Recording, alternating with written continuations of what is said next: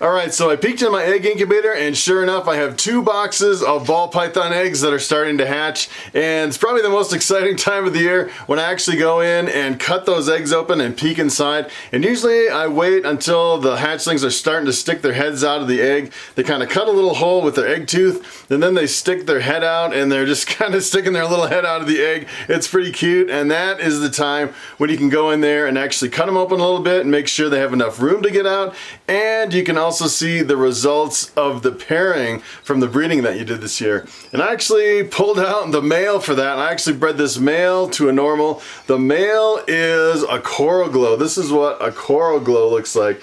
A really awesome snake. And the funny thing is the baby coral glows are actually a little bit different colored, and they kind of fade a little bit as they get older. They turn this kind of an orange color. And the funny thing is a lot of times they'll have these spots like little freckles on the sides of the coral glow. It's just part of the morph, the spots.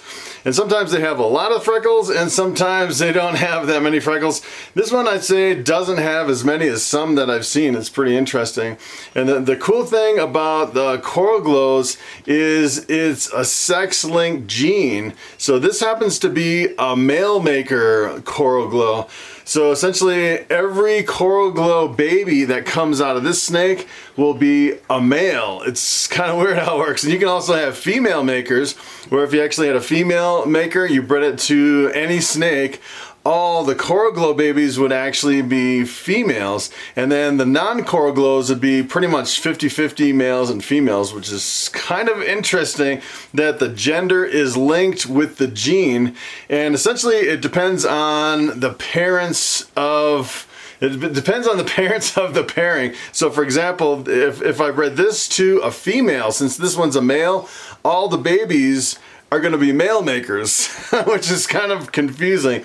But if we happen to get a female out of this, I think there's like a 1% chance that we can actually get a female out of this clutch. And that would be pretty interesting. If you actually produce a female, then the females produce 50-50 males and females. And all the males that come from the female are female makers, which is, I don't know if you can follow that. It gets really confusing with the males and the females with the coral glows.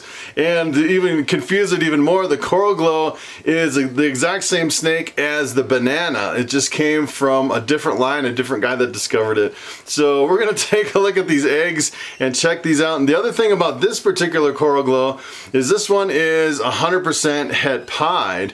And I really wanted to breed this to one of my pied females. I only have one pied female that is up to weight, and if I actually could, half the babies would actually come out pied. I was actually shooting for coral glow pied at some point, but I just can't get my female pied to actually breed and lay eggs. And actually I paired them up this year and they didn't go, which was kind of a bummer. But you know, since it carries one copy of a het pied, then half the babies will come out as het pied, and you really can't tell the het pieds in the coral glow. There's really no markers at all. You can't tell just by looking at the snake that is 100% het pied. So the only thing that you can really tell that's het pied is the normals. So I bred this to a normal. Half the babies will come out normal, and half of everything in the clutch will actually be het pied, and you can't really tell. Sometimes on the normals you can actually see the pied markers, you know, the tracks along the bellies. But it'll be interesting. In this video we won't be able to tell because we're just going to cut the eggs open a little bit and we're going to peek inside. We're not going to actually take them all the way out, and I don't think any of them are actually all the way out. I peeked in there and it looks like they're just sticking their heads out, but it doesn't look like any are all the way out. So let's pull those eggs out of the incubator and check them out. All right, so I actually have 2 boxes of eggs here from the incubator. There was actually one clutch that was split into 2 different boxes. I really don't like to put more than about 6 eggs in a box because I definitely don't want the eggs to touch the outside. Essentially what happens is it drips down the sides. You definitely don't want water dripping on your eggs from the condensation. So this one is actually my normal female number 3. I actually have 4 normal females and I crossed that with my coral glow. So it'll be interesting to see what this box looks like. We'll take a look in here and see what we can see. Oh, I got a few sticking their heads out. And it's kind of interesting on this one because you can kind of tell already without even cutting kind of what's going on with this clutch. It is pretty interesting. So you can definitely tell the difference between the normals and the coral glows. If you take a look at this one, this is definitely a little tiny coral glow sticking his head out of the egg. That is pretty cool. Little tiny coral glow baby in there. And what I'm going to do is I'm going to actually cut them open just a little bit so we can get a little bit better of a view on some of these. And this one, we're not sure. It looks like these three are normals, possibly het pied, 50% possibility that they're actually het pied. So what I'm going to do is I'm going to do a little bit of cutting on these and check them out.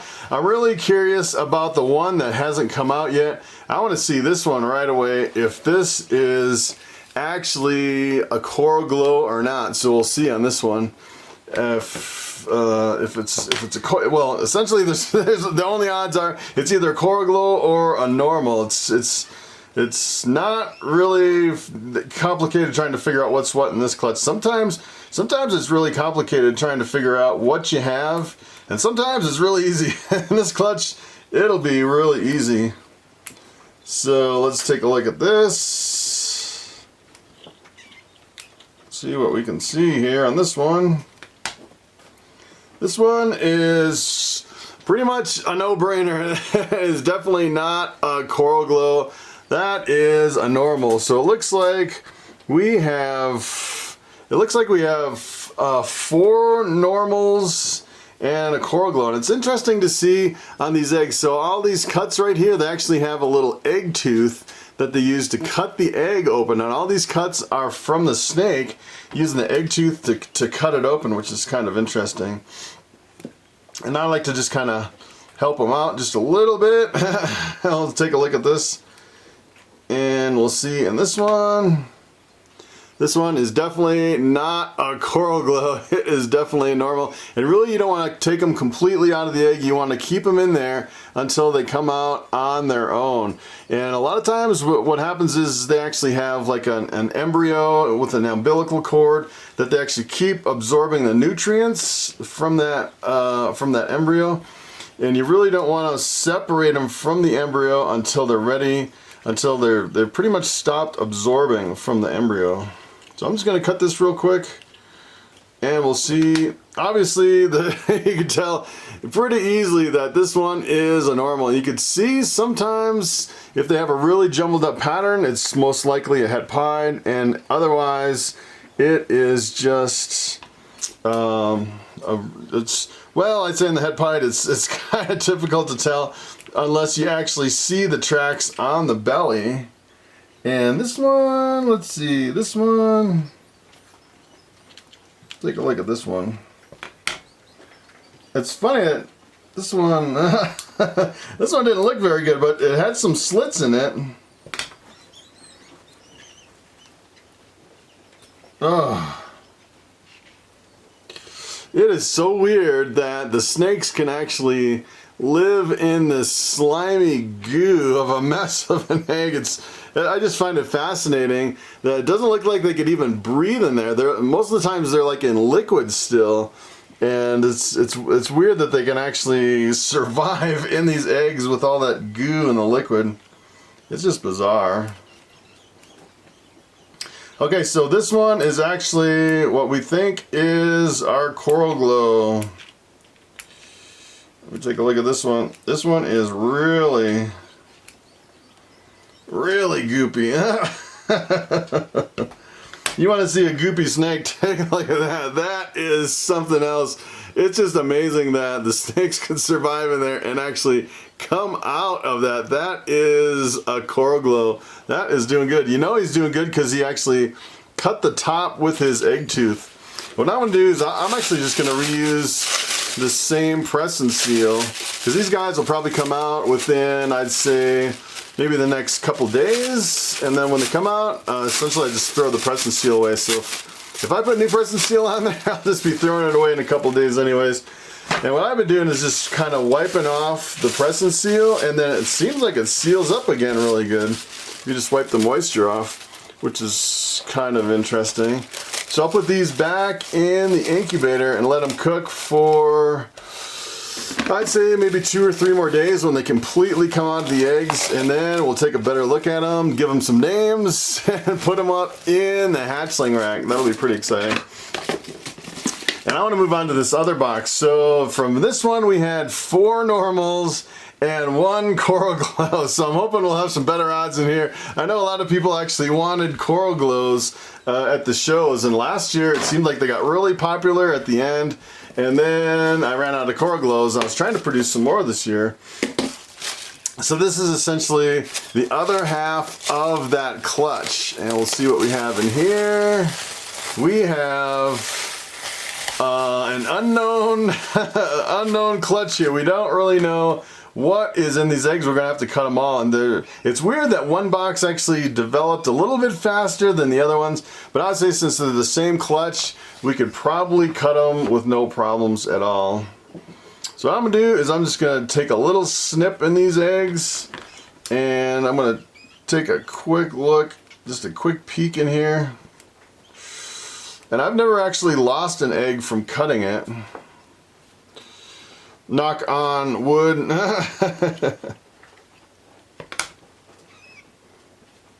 This one's kind of interesting.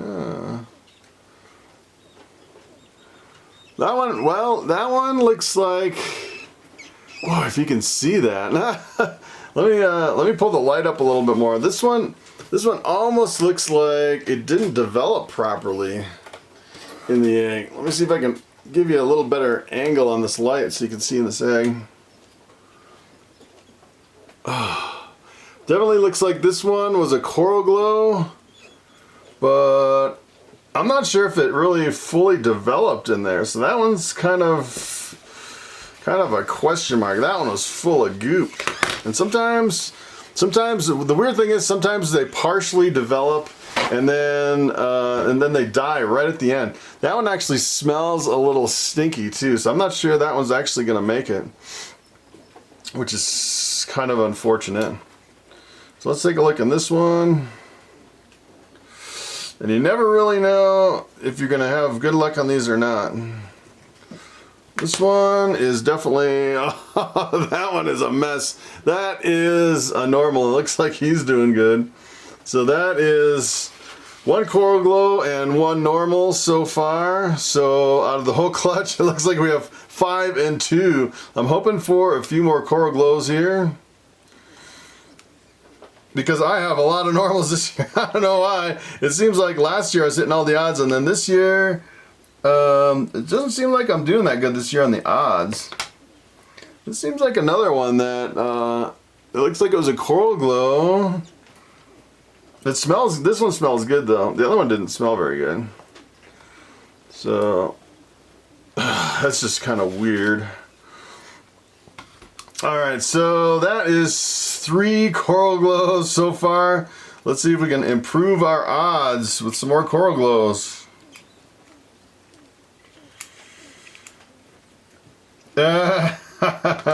Alright, take a look at this. This is, I'm going to open this up a little bit more so you can see it.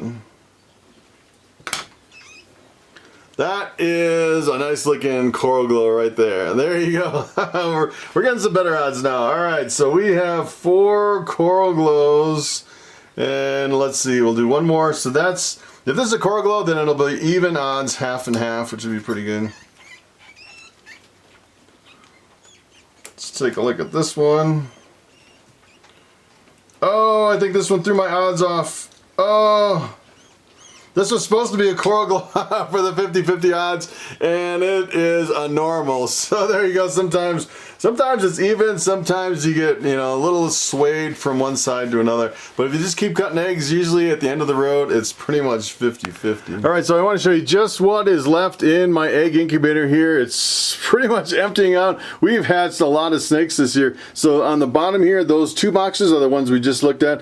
I have another one here that's going to hatch in about 2 weeks. snakes. This is actually a lemon blast crossed with my pastel desert ghost male.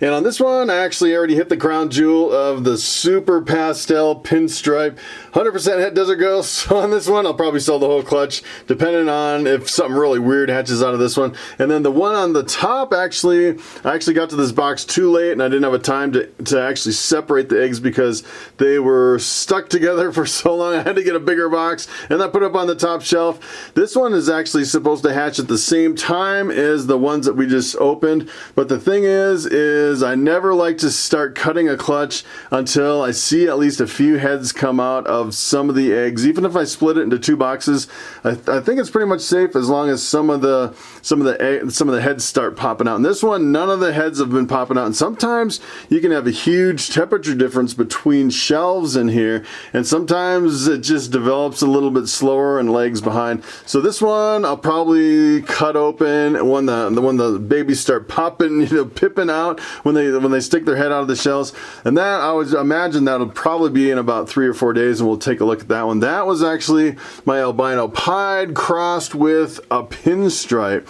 So we'll get either pinstripes or normals. Everything will be 100% het pied and 100% het albino, which would be pretty awesome. All right, so it looks like we had pretty good success with that clutch. It looks like we may end up with 4 coral glows, and I'm betting they'll be all males from the pairing. It's kind of interesting how the whole coral glow genetics works with the sex-linked traits.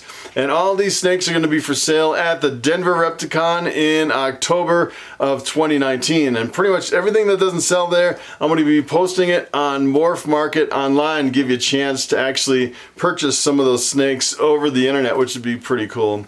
So that's pretty much it. Thanks for watching, and I will see you next time.